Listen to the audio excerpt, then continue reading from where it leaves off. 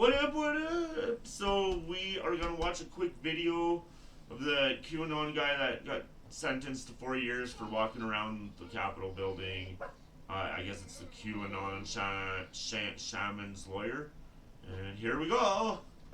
Let's get to it.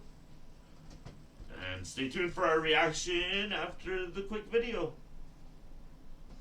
Represented Jacob Chansley at his trial. He had not seen that video evidence until we broadcast it on Monday, and we're happy to have him join us now. Mr. Watkins, thank you for coming on. If you could just restate clearly, just to make sure that, I don't want to put words in your mouth. Had you seen that clearly exculpatory tape of your client at trial? No.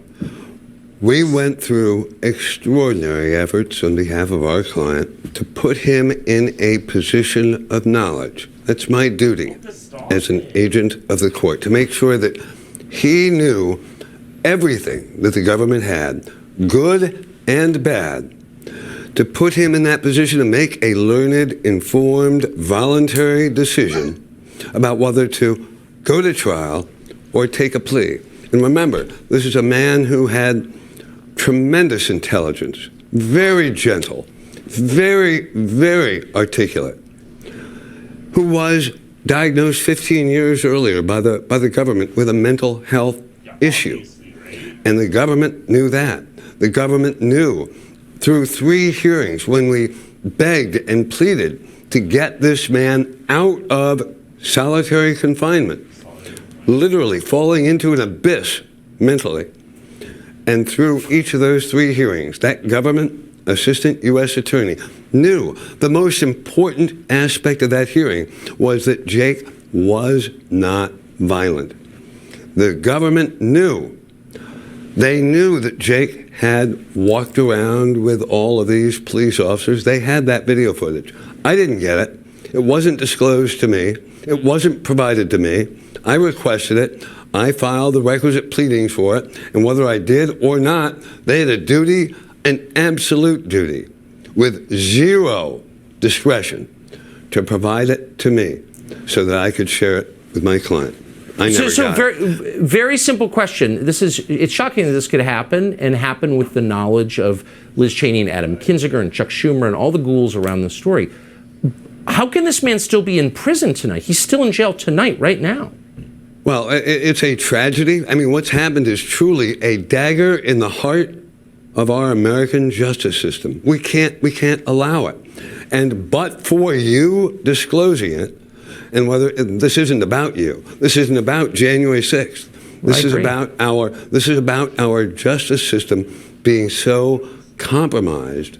The very integrity and core of that which we wore as a badge of honor for the entirety of our nation's history has been rendered a vile, disgusting mess by a Department of Justice that was running amok.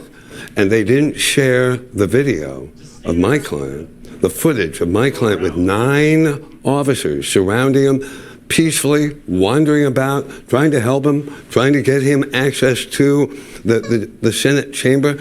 They didn't, because it didn't fit their narrative.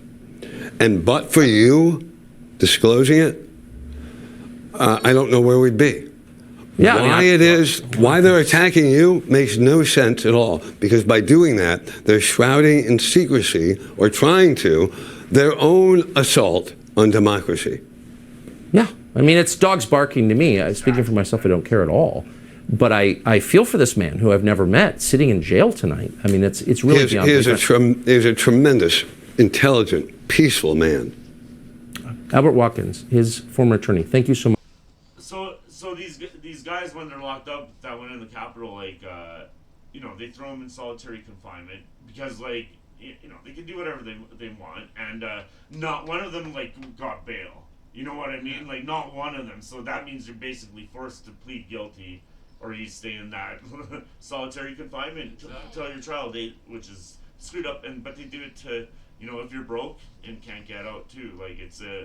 The system works, if you're rich, and for regular people, it doesn't work too well.